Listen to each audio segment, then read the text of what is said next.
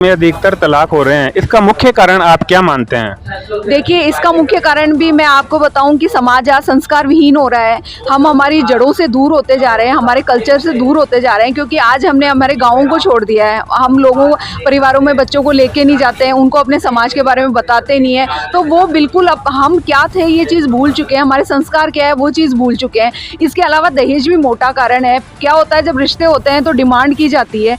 आप यदि डिमांड करके ला रहे हो तो अपनी पूरी जीवन की कमाई जो है माँ बाप बेटी की शादी में लगा देते हैं, तो कहीं ना कहीं लड़कियों के दिमाग में वो चीज़ रहती है कि पैसे दिए हैं, मेरे पापा ने इतने पैसे दिए हैं, फला चीज़ दी है, तो उनके माइंड में वही चीज़ें रहती है। तो जरा सी भी अनबन होते ही वो एक ईगो हर्ट होने वाली बात हो जाती है। तो यहाँ पे हम यदि ये चीज़ बोलें कि हमें पैसा नहीं चाहिए, दहेज नहीं चाहिए, बल्कि बच्चे बच्चियाँ ही हमारा दहेज है, वही हमारे घर की ना है वो कम पढ़े लिखे हैं, भाई साहब ज़्यादा पढ़े लिखे हैं, तो ये बीच का गैप है, ये किस प्रकार से पूरा होगा?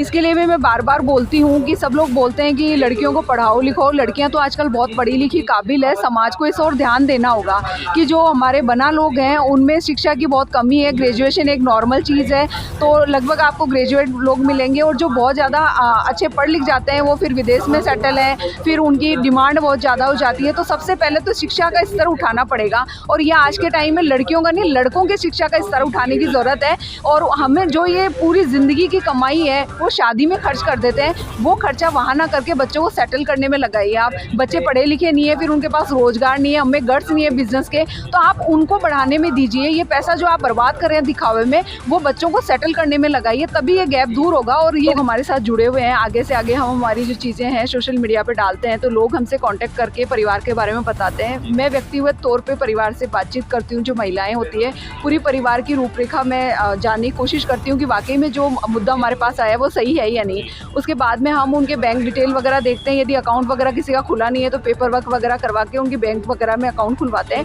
फिर हम सहयोग डायरेक्ट जो परिवार है उनके खाते में करवाते हैं, मतलब हम उनका जो फ़ोन पे नंबर होता है, अकाउंट नंबर है, वो डालते हैं और डायरेक्ट सहयोग उनको ही करवाते हैं। कोई संगठन पैसा अपने पास नहीं लेके रखता। तो इस तरह से हम पहले परिवार की पूरी छानबीन करते हैं कि वाकई में जो बात आई है वो सही है या नहीं है। उसके बाद उनके नंबर, अकाउंट नंबर हम हमारे ग्रुप में डाल के उनको सहयोग। आप अच्छा अपना रिलेशन रखें। हम एक काम भी करते हैं, सब लोगों के साथ मिलकर हमारा काम होता है, लेकिन हमारे सबसे पहले अपने परिवार को सुदृढ़ बनाए, अपने समाज को बनाए। तो हमने जो ये मनुष्य जीवन लिया है, तो हमारा इतना कर्तव्य तो है कि हम अपने समाज को भी कुछ ना कुछ दें, और कुछ नहीं दे सकते तो अपना समय दीजिए, अपना योगदान ही दीजिए।